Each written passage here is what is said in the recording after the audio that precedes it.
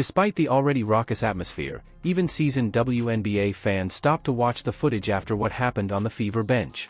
Indianapolis's environment. After yet another heated altercation, Caitlin Clark was seen on camera. Stephanie White is pushing the question, was this the moment Caitlin finally snapped? Quickly arose on social media. Because it didn't feel like a normal coach-player dispute anymore. It appeared to be a personal matter. If you have been closely monitoring the Fever lately, you are aware that this tension has been building for weeks. Going at it with an assistant coach on the bench. Caitlin was pissed. Caitlin Clark and Brianne January heated on the bench again. That lady in the middle seat, she was the one that grabbed Caitlin Clark while she was trying to celebrate last year. This is Brianne January, Stephanie White with the Connecticut Sun. Don't forget where you come from, okay? This is where y'all come from. And y'all can put CC 100% in the comment section to show your support for the biggest star in women's basketball. If you're a loyal fan, right now. Hands off me. Hey! You just have a bunch of mean girls surrounded by Caitlin. There is too much grab-eye. Even though the Fever had won the game, nobody was talking about the final score. On the sidelines, everyone was talking about the drama. Caitlin was frequently seen on camera arguing with assistant coaches. She tried to describe what she observed on the floor while frustratedly flapping her fists during timeouts.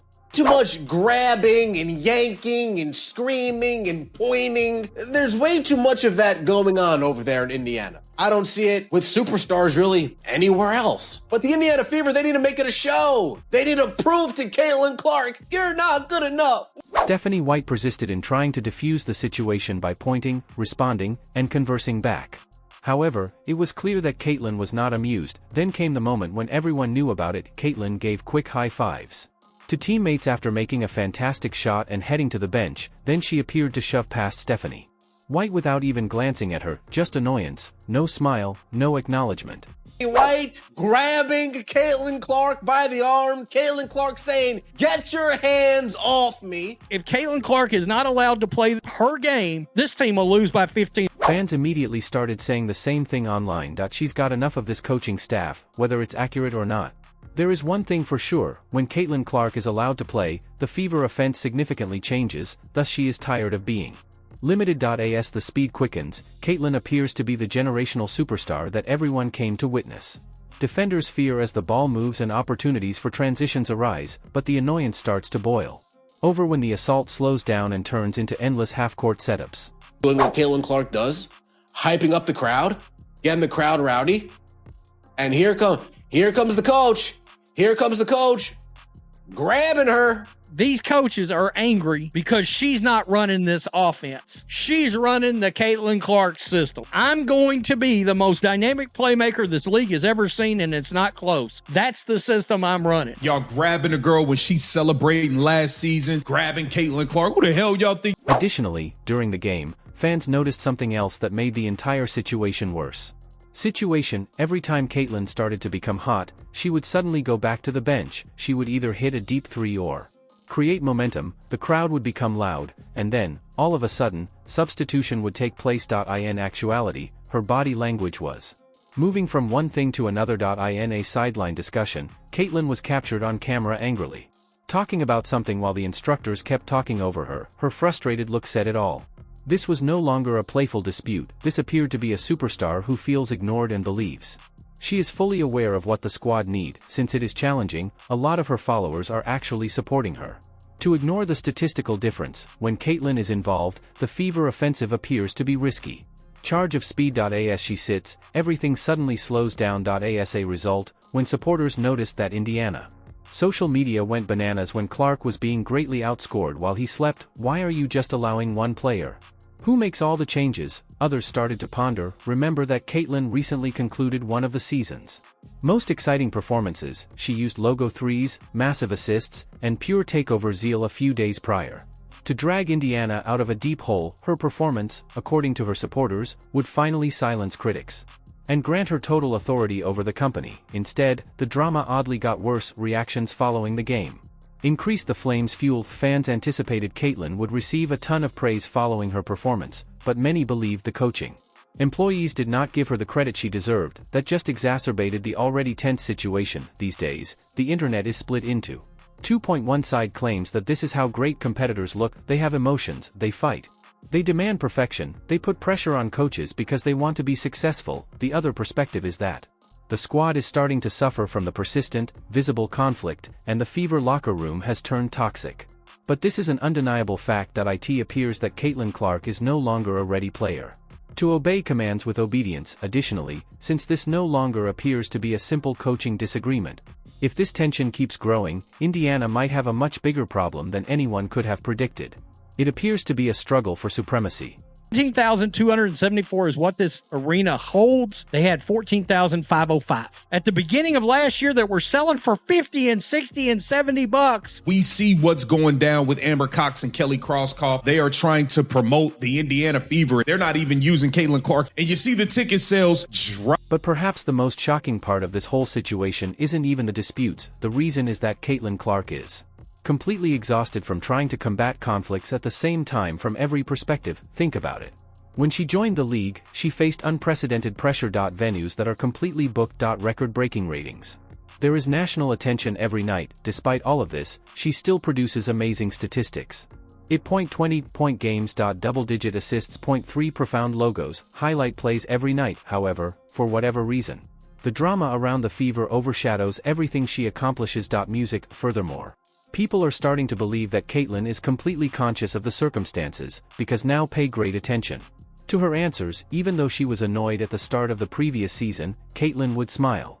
She would laugh and brush things off. She refused to give up, but it appears that patience has completely recently disappeared. The sideline conversations tell the entire tale. Stephanie White occasionally tries to explain things by speaking and making motions. Caitlin's look basically says, "You still don't get it."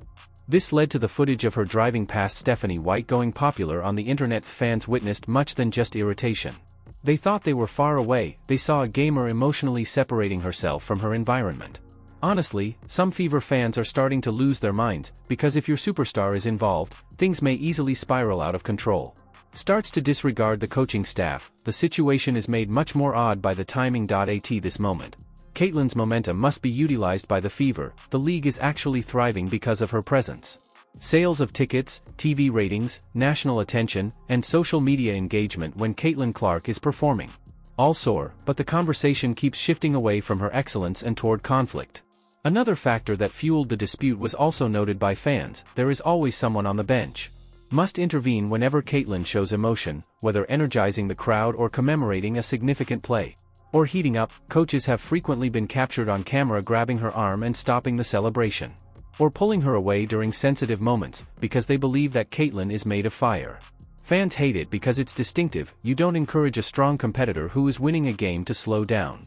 You did as she said, you gave her permission to burn down the building. Women's basketball first attracted millions of new spectators due of its swagger. The internet certainly noticed the discrepancy. There are other basketball stars available, must constantly yell, celebrate, flex, and show their emotions, but people begin to appear uncomfortable when it's Caitlin. Suddenly, there is criticism. Suddenly, someone wants to be in charge of the situation. That she's done with them allegation has gone viral on the internet because fans believe Caitlin feels restricted.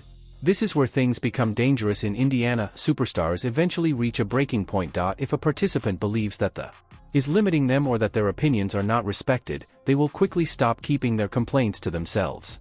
It starts to permeate the court, body language, post-game interviews, and that's exactly what many think they are witnessing right now. The terrifying aspect of the Fever is that Caitlin keeps producing despite everything. Fans are left pondering something awful, since she still controls games, generates large stat lines, and puts the league in awkward circumstances.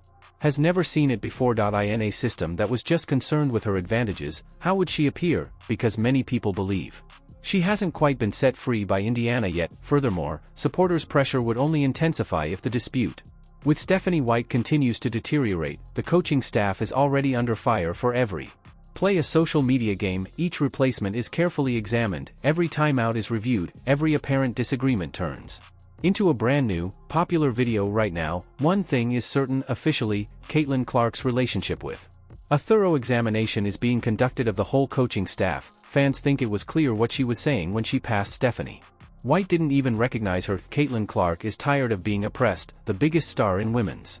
If Indiana doesn't find a speedy solution, basketball history might lose all faith in those who surround her. Do you think Caitlin Clark is being held back by the Indiana Fever coaching staff, or is it just pressure?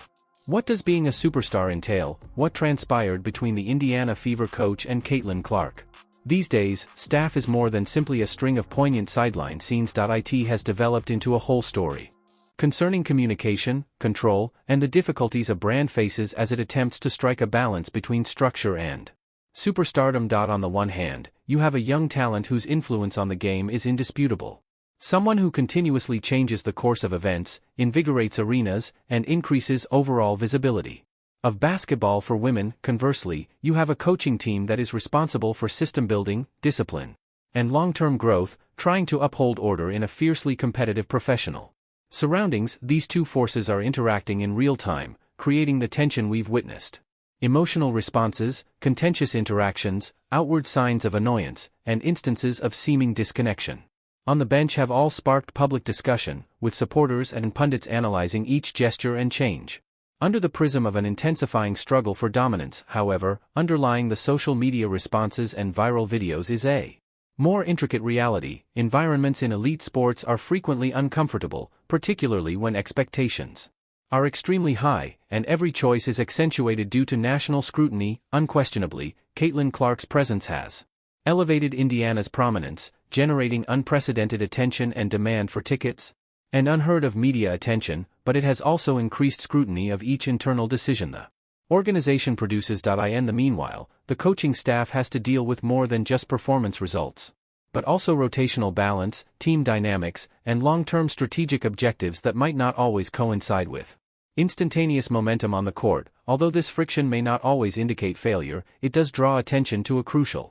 period in the growth of a rebuilding franchise and a budding superstar, learning how to optimize her advantages. Whether this circumstance turns into a pivotal moment for development or a more profound point of conflict will rely on mutual trust, communication, and flexibility in the future, but it's evident that the spotlight is not fade at any moment. Every game, every timeout, and every emotional response will still be examined, clipped and discussed by a worldwide audience interested in the result. Ultimately, this is no longer about one dispute or one game. It concerns how a team and its star player come to terms with the burden of expectations, aspiration as well as pressure, and as this tale develops, the basketball community will be intently observing to determine whether the split will determine the next chapter of this quickly developing story. Indiana has the ability to transform tension into chemistry.